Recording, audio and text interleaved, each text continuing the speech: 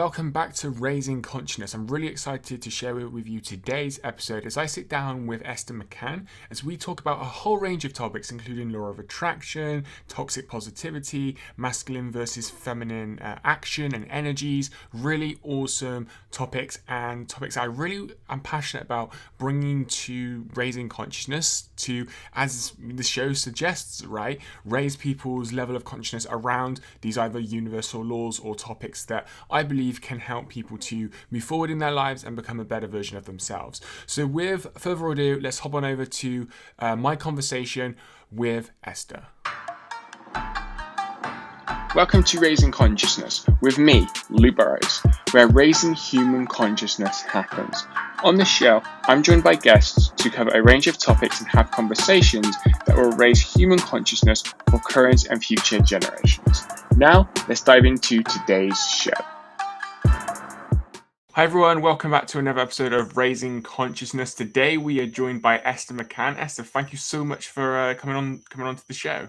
Thank you so much for having me here. Happy Friday to anybody who's watching this on a replay. Yeah, absolutely. I mean, we were talking a bit beforehand, but around like how for both of us, this kind of like first full week has been like really focused on goal setting and kind of in that New Year vibe. So, yeah, it sounds like you've had a good week and finishing it off with this on a Friday. Yeah, and then after this, I got to go and do my tax returns. So. The fun stuff, right? Yeah, that's the real fun stuff. Guys, Esther is a spiritual mentor and manifestation coach. I've been following her work for a little while.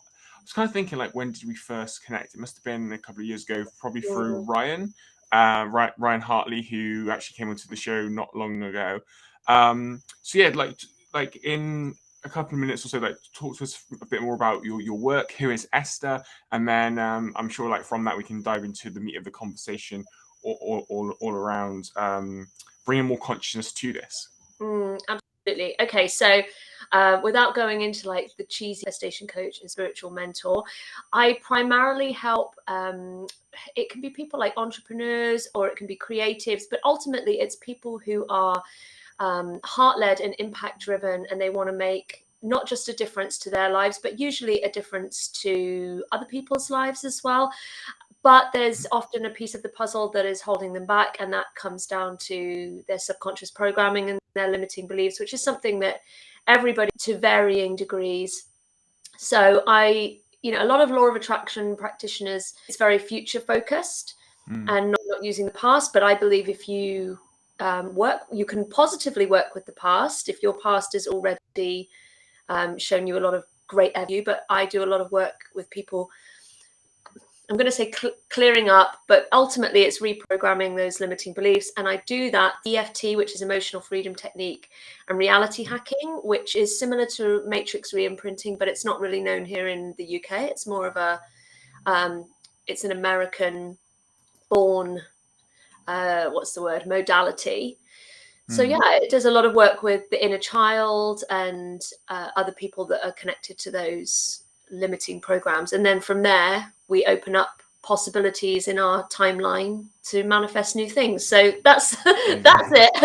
It's about really changing your self-concept and how you see yourself and how you view what is possible for you in this lifetime. Amazing. So on the reality hacking, there was something that I came across that it sound like, I'm gonna see if I can find it, and if I can, we can come back to it. That I did come across, and I think I'm not sure if it's the same, but I'll try and find it, and then we can come back to it. So on like the start of your journey, how did you start to start this work, like come into it? Because it's not something that it's not a career or something that we get encouraged to pursue, right? Just within society in general, and that's like one purpose of the show is like bringing more consciousness to whether that's a certain topic or things that are out there that can help us to basically grow and create more purposeful lives, really, I, like myself, I've been on my own journey, my own spiritual journey, and it's just like crazy to think kind of how far I've come in that sense, and just bringing more consciousness to that myself. So yeah, what's the kind of like your journey been so far?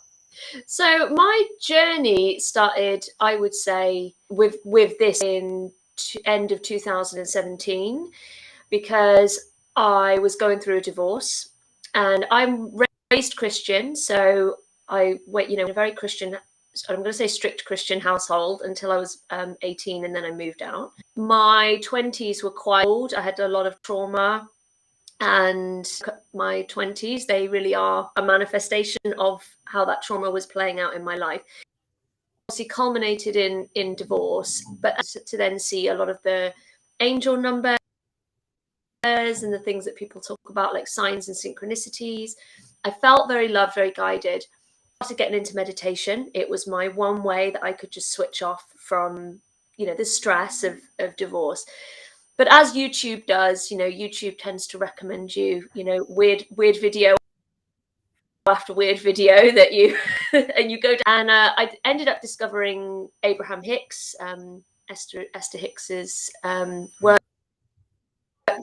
And I just thought, what really makes sense about the positive thinking. And particularly in my 20s, I had extremely negative thinking. Owned all the time, everything and anything. And,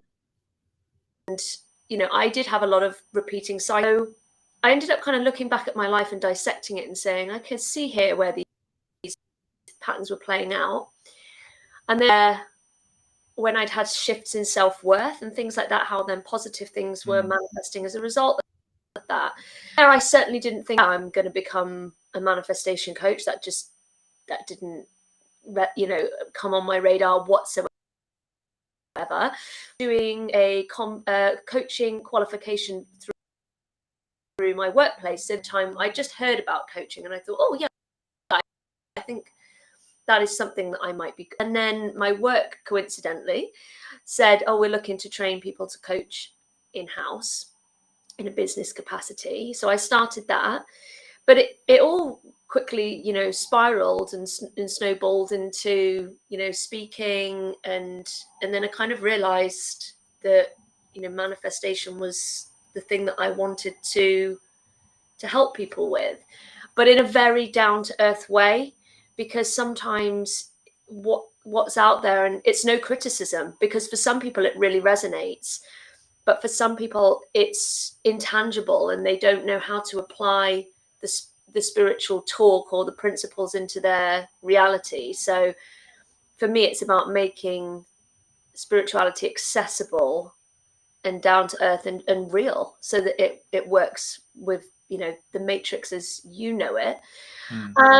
And yeah, it's just been a journey ever since. I have my own healing work that I do for myself, but it's not all the time.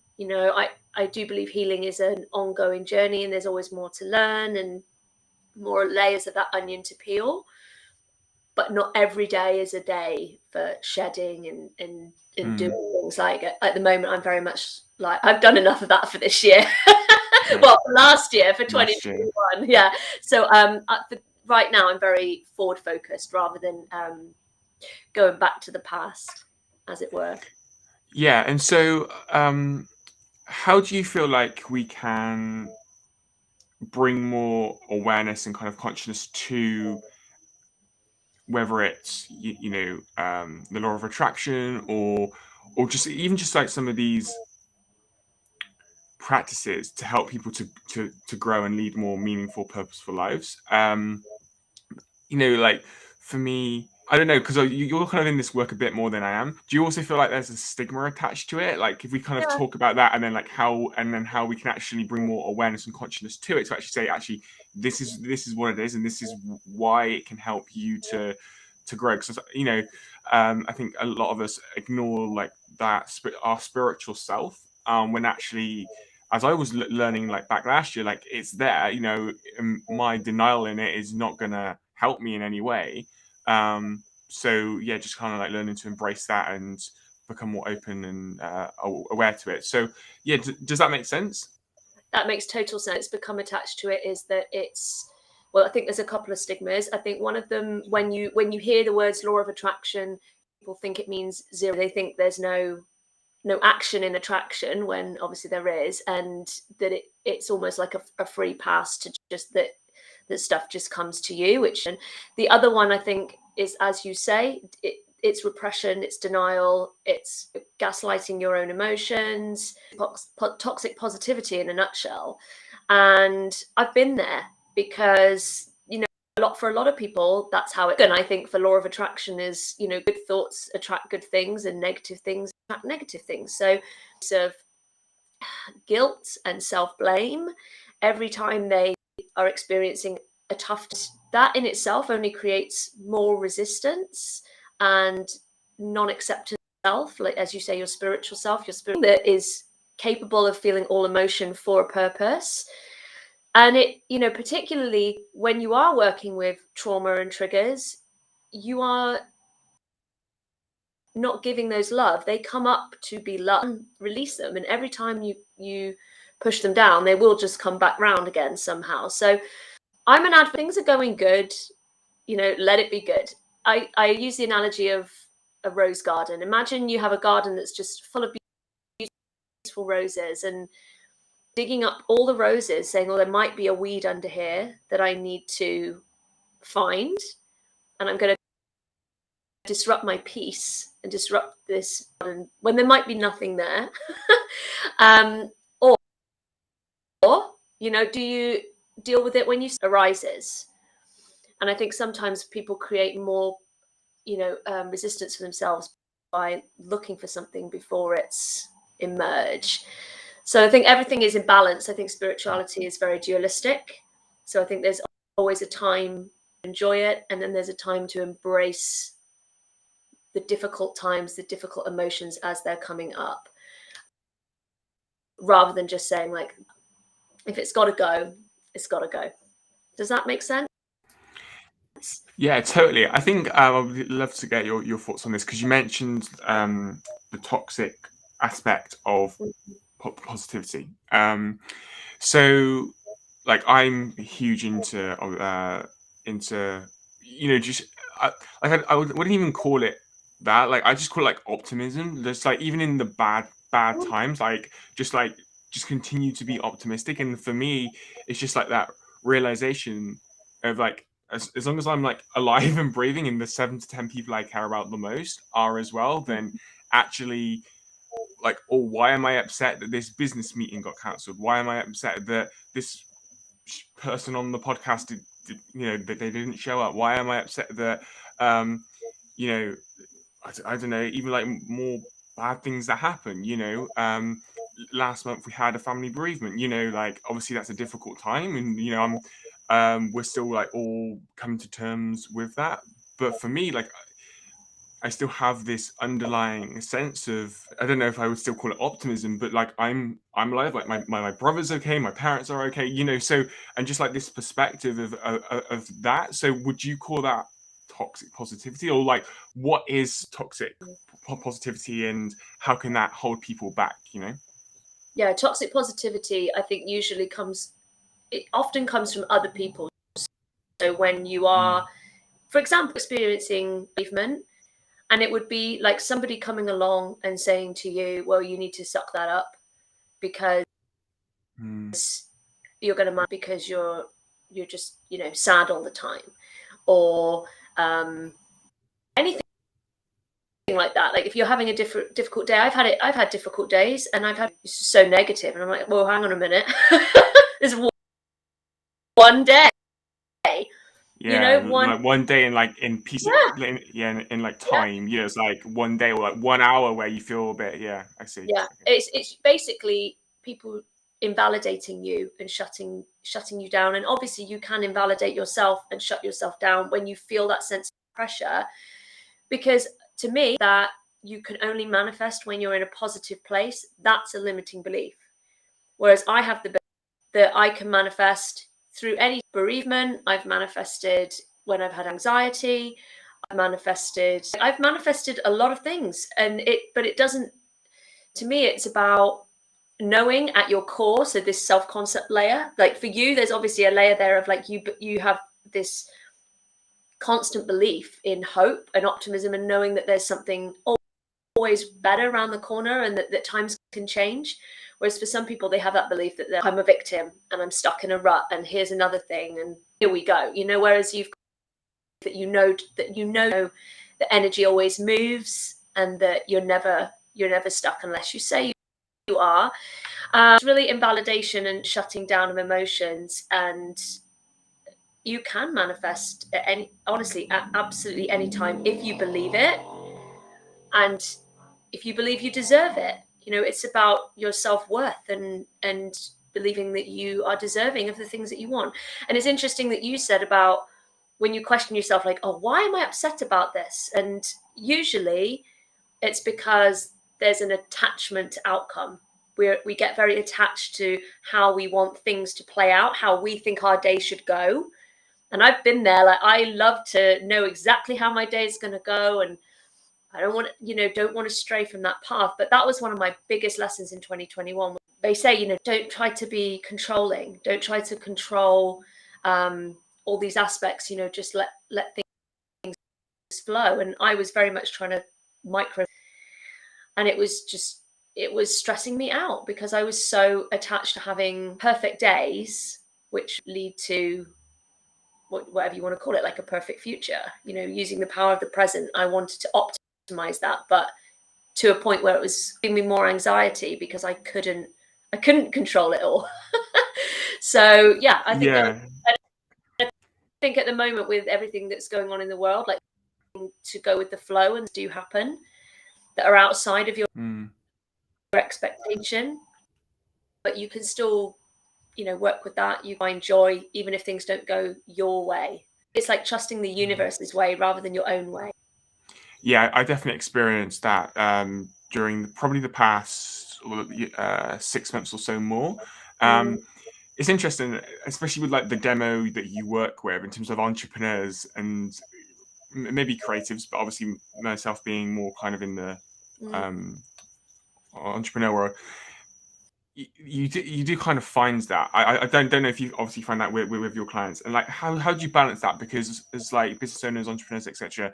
It's like always be productive, right? It's kind of that message, and like have meetings planned and kind of all that sort of stuff. And yeah, so when working with clients or just yourself as a business owner, like how do you still make sure that you're maybe on track towards your goals on like within your day, but also allowing the flow and it's allowing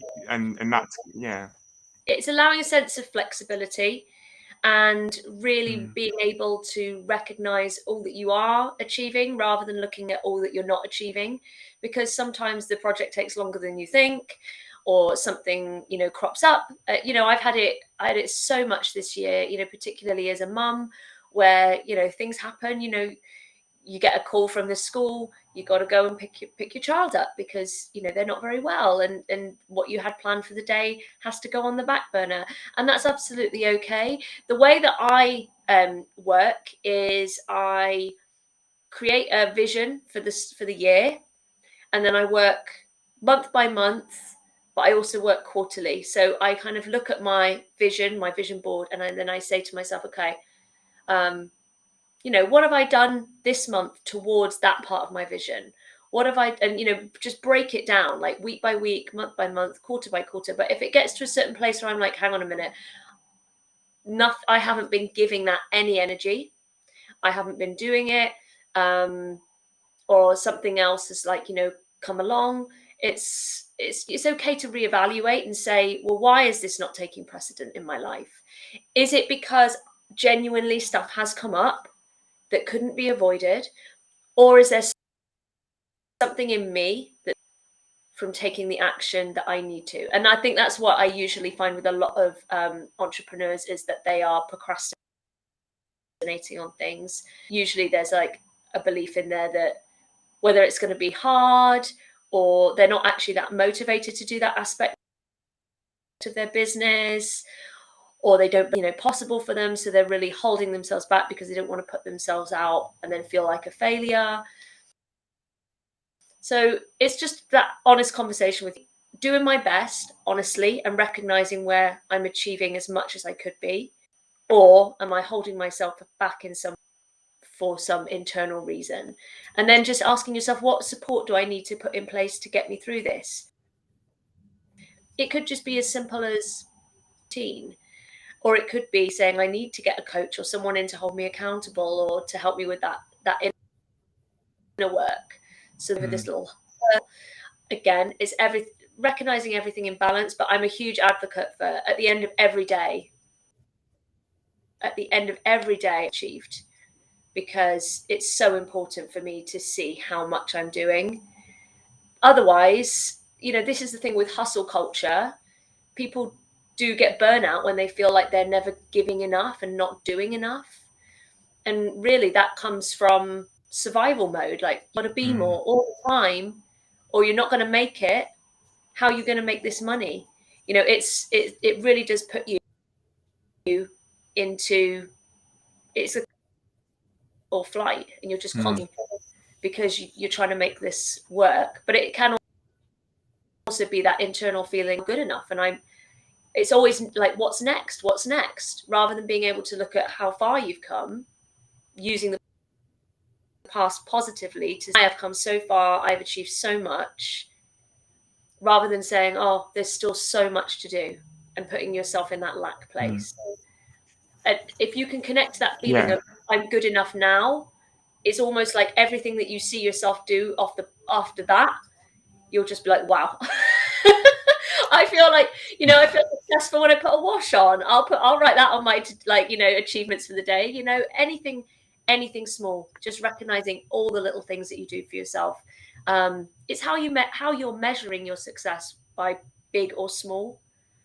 Yeah, I've also experienced that. So it's interesting because I feel like with some of the habits that like I kind of now repeatedly do, they're almost like a part of me. So it's like I don't actually notice them as a win for the day. And I think, as you say, like when we actually sit down to reflect on our day, we can actually bring more consciousness to that, more awareness to that, and actually go, actually, that is a win. Which I think, as you're saying, is so important. Yeah. I think within awareness, I think the two things awareness are compassion and being able to see yourself through a trauma lens.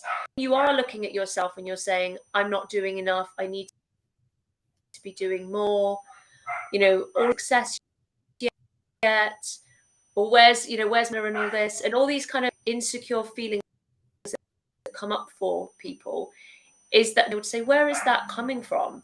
That's not your true self speaking. Your true self knows like how amazing you are. That's just your program. Being able to see yourself through that lens of trauma, and then compassion in whatever form that takes. Compassion is so broad as a term, but it's being able to lovingly choose yourself and give yourself whatever it is that you need. And every different day presents a different need. For some people, when they look at their routine, they're like, every day, what? For some people, that's not what they need that day. They need to go on a nice run, or they need to meditate, listen to some pumped up music, or maybe they need to listen to some emotional music. So it's about saying, okay, what does my inner being really need right now? And being flexible with yourself. Yeah, I like that. So one of the changes that I made going into this year was, so every morning I would usually do gratitude or meditation, but now I just call it like spiritual practice time. So then whatever comes up during that time, I'm just gonna flow with that. So one day it might be listening to that, whatever it is, and the other day it could be that. So so far, like, we're only 7 days in to the year. It's been interesting to allow that, I suppose, that space of like whatever comes up during the day. Sometimes I do fall back on like the older habits of just diving into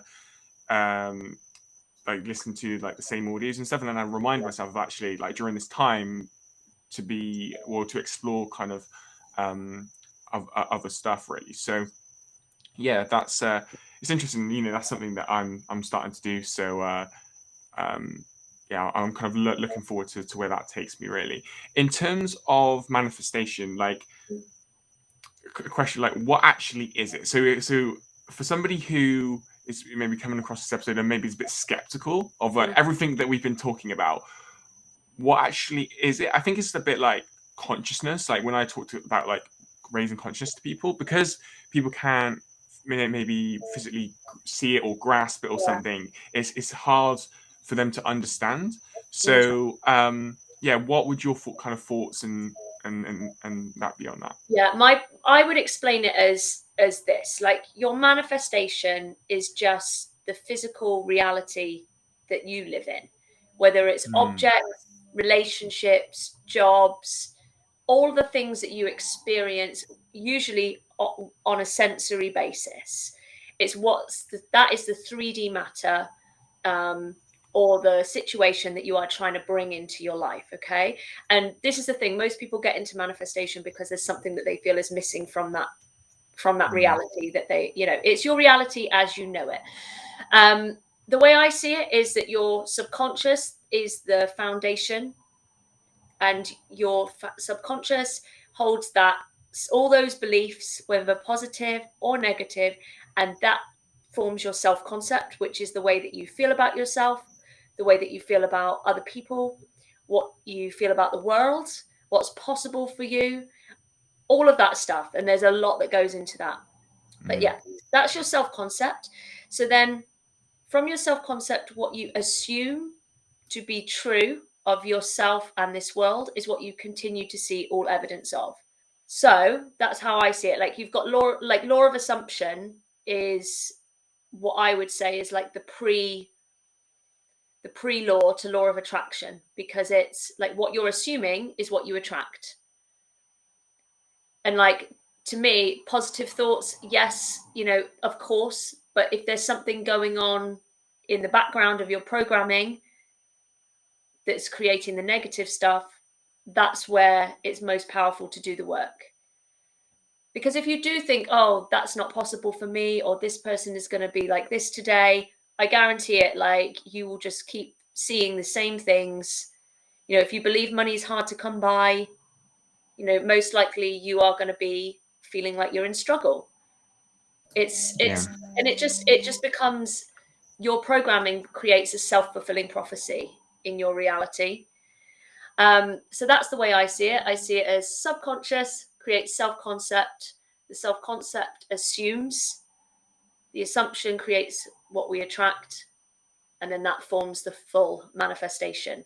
But the problem is that when you are, obviously what you see feeds back in. So if you're not seeing evidence, the evidence that you want to see, and you're receiving like, oh, that's still not here, that's still not here, that's still not here, then that can kind of feed back in as it's not working. So for a lot of people, it's about being able to, like you're saying, you're eternally optimistic. It is that faith in knowing that for you, that things can be shifting behind the scenes without you seeing it yet, and knowing that it is on the way. Biggest problem with manifesting is that they are like waiting for this instant thing to show up. It's the delivery.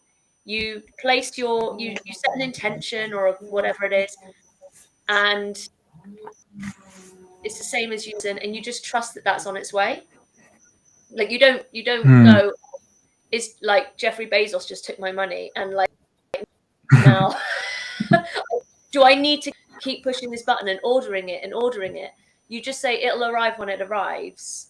It's exactly the same with manifestation. You do the act, and then you have to wait for whether it's the manifestation or the next stepping stone to unfold.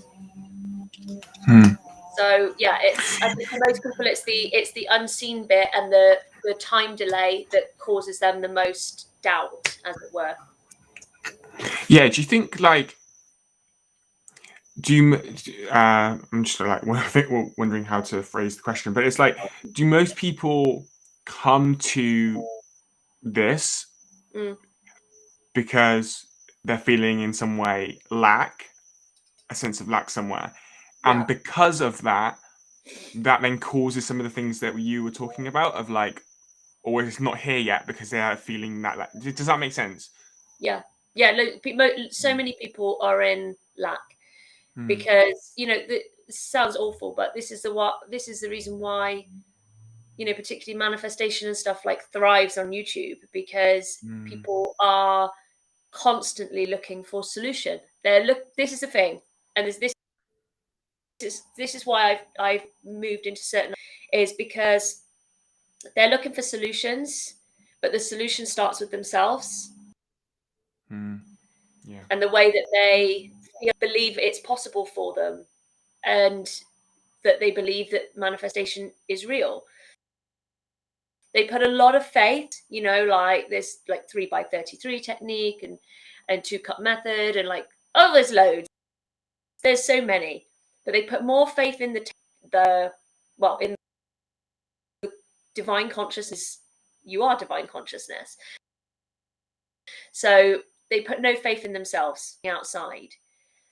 So now I've bring a lot of tools to my channel, which are about changing the self so they believe and that they can have what they want. Because I can give people sizes until they're blue in the face, but if they're not doing that inner work and they don't believe in it, they'll continue to feel lack, and then they feel resentful and they go, "Ooh, this didn't work for me." The classic Abraham Hicks phrase is ask, and we're always going to be asking. We're naturally always wanting to expand. But if you believed before you ask, the manifestation process would be a heck of a lot smoother. Because you would just, if you believe, then you're able to often enjoy life until the thing that you're asking for arrives. And that's the key to it, is that's detachment, because you're like, I'm happy and I can find joy in yet, but I know it can come. And that's for it. Most people are in that place of, I'm not going to this. They're placing all hope, all expectation of feeling joy, satisfaction, and contentment on what they don't have. A really, powerful part.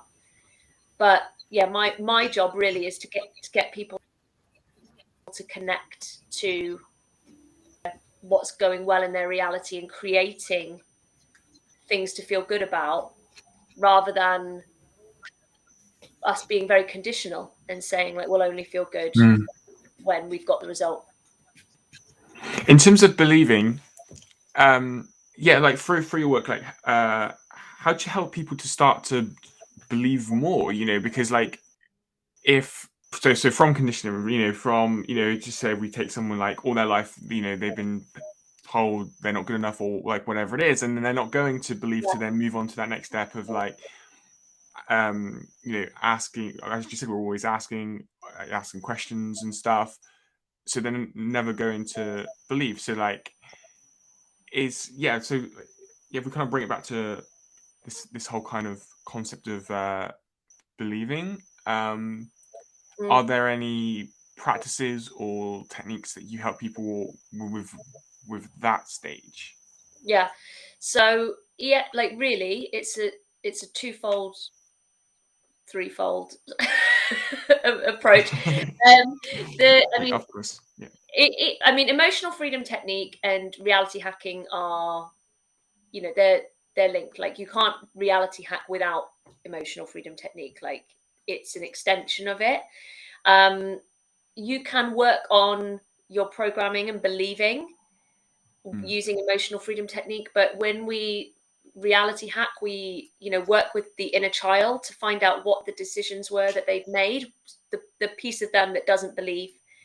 And it could be not believing in some, I've got clients that have got fantastic self-concepts around money. Like, they just know that they can make money like at the drop of a hat. But then in the love life department, they've got a lot of resistance, and they don't believe that love is possible for them or whatever. So it's working out, or inner children, because there's so many, all at different stages of consciousness, that made different decisions, and changing their beliefs. And when you do that, because time is not linear, you basically open up possibilities. Is we do a session like that, they don't come away and go, I believe. Like, it's not like it's very interesting. It's very subtle. Like, of course they come away and they go, I feel really good. Like, they feel better. But then it's the way in which they just start to show up differently. It, like, they will, for a client that's had insecurities around their weight and has felt like they need to hide, they'll just suddenly start saying, you know what, I'm just going to wear a strappy top today. I feel confident enough to show my skin, because that belief in them isn't there anymore. That thing that they've been carrying is gone. So it's usually like, it's just, and this is how I feel about it for myself as well. It's being able to look back and say, hang on a minute, I started showing up in this world differently because I wasn't carrying that baggage. And then the other side of it is setting intentions that are very believable. So I usually work with clients and say, why don't you just ask like something very believable, £100, something like that. People are saying, like, I want $1 million. They don't even know what it feels like to have 10 grand, and it's, so it's kind of like, let's build your faith rather than be really big. I personally, the way that I manifest is I ask the universe for the minimum, and then I usually get more than I ask for. But because I'm asking for the minimum, it feels very easy for me to let it go, because I'm kind of like, it'd be nice. One technique is, like, I think this is in Abraham Hicks Ask, and it's the wouldn't it be nice technique.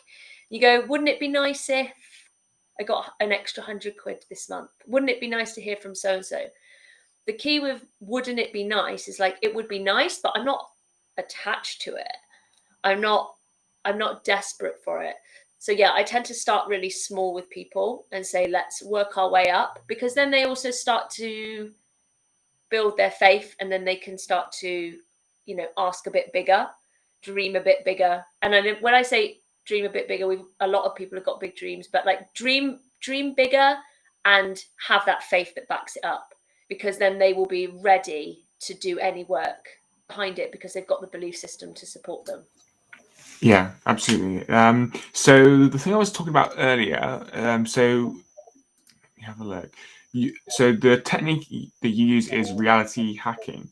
I don't know, have you ever heard of bending reality? No, but it could be quite similar. Yeah, So it could be quite similar. So I learned this, when was this? A little while ago. So basically it says bending reality is using your mind to shift the world in your favor. Yes. So it's linked a little bit. So yeah, so that's basically it. So bending reality is a muscle, so you actually have to like use it, exercise it, type of thing. Pick that up from it. So yeah, maybe it's quite similar. I think it's just like the reality bit, and I kind of made a link between the two. Yeah. The way I would describe that is like, we've both got a nail, and I've got like a electric jack hammer, and you've got like a regular hammer. Like bending reality as a tool could be like, completely on par, but it's just a different tool to the same thing. Same means to the same. I think that's it, is that there's a lot of different things out there that people can try that it's all though. We're all looking to get rid of the baggage that's holding us back, and we're looking to create a shift in our reality. And people talk about reality shifting and all of this, and that sounds like, so like, what? But it's completely possible. And I think I quant because, I did an exercise, and then, literally it was like the coaching thing just appeared and like fell, and everything happened like so quick. It was literally like I went from one, version of my reality into something completely. And it's like your cells are regenerating all the time. Matter is always moving, like nothing is static. So as soon as the intention is set, the components are moving for you behind the scenes. So, but it's like trusting that, you know, especially with relationships, people are like, my ideal partner.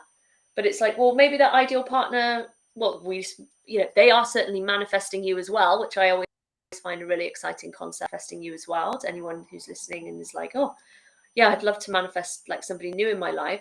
But that person might be working up to move back to your country, or they might have just be coming out of a relationship, or they're in a job that wouldn't be the right fit, you know. So need to happen behind the scenes for those pieces to line up.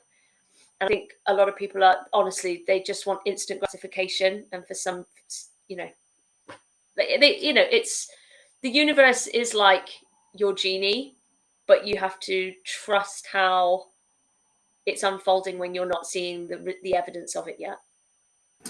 Yeah, I mean, I think on that, there's also the point, and I think like we've touched upon it, especially when we say like setting the intention as well. Like, I feel like there's a lot of people who maybe want, you know, so let's say meet somebody new or whatever it is, so they want that, but maybe they haven't like really set the intention for that. I don't know Yeah. if there's like a difference, and maybe like actually started to move a bit more in that direction, because if they're, I don't know, sitting at home every night and just watching Netflix and not going out networking and meeting people, then like for me anyway, like that's less likely to happen, you know.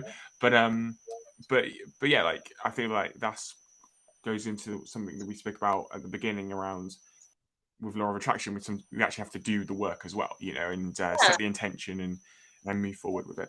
Yeah, and I think it's, you know, especially with relationships, it's very different to say building a business. Mm. You know, you can't, you know, swipe right on everybody and just and then go and Of like be course. like hoping for the best. You know, it's definitely different. You're working with something, I think, that's different to business building, but you know, work that you can do, you know. And I think that actually manifesting love is a journey of self-love, loving yourself, and being an acceptance of yourself. That creates the detachment, and that's usually when Mr. or Mrs. Right shows you're not kind of desperately looking. You know, I can think of so many friends that have been in that space where they are just, you know, trying, you know, frogs to find a prince, and all they're getting is frogs.